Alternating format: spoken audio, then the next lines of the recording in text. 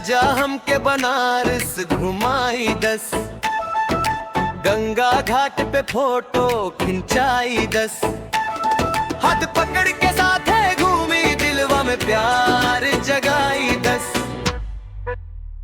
ए राजा हमके बनारस घुमाई दस, काशी वाली चूड़ी दिलाई दस, तोहरे संगे सजना आज सपना सब सच कराई दस।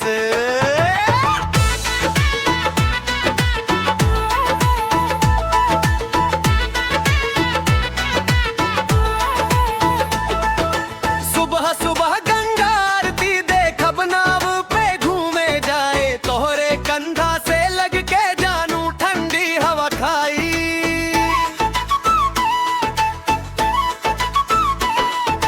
गलियन में घूमी पान जगब हंसी ठिठोली होई, तोहरे संग बितल हर पलवा जियरा खुश होई।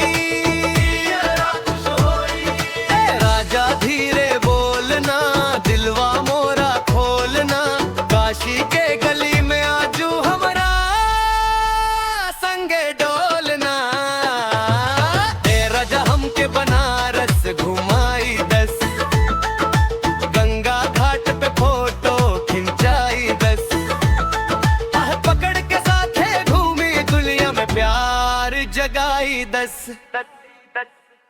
ए राजा हमके बनारस घुमाई दस, काशी वाली चूड़ी दिलाई दस।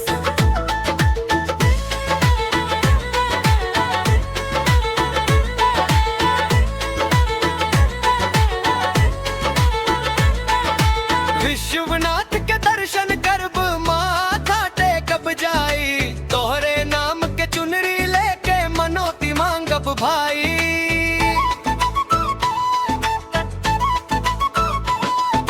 शाम के घाट पे दीप जला के मन के मांग बताई, तोहरे संगे जानू हम ता जीवन भर मुस्काई। ए राजा हमके बनारस घुमाई दस, दिलवा में प्यार बढ़ाई दस, तोहरे संगे हर जन्म में शहर वाले आई दस।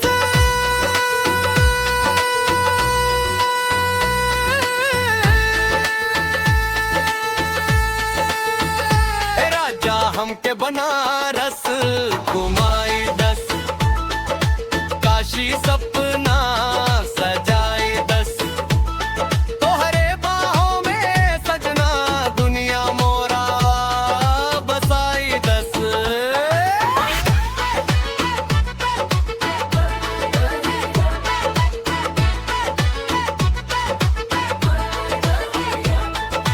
दुनिया मोरा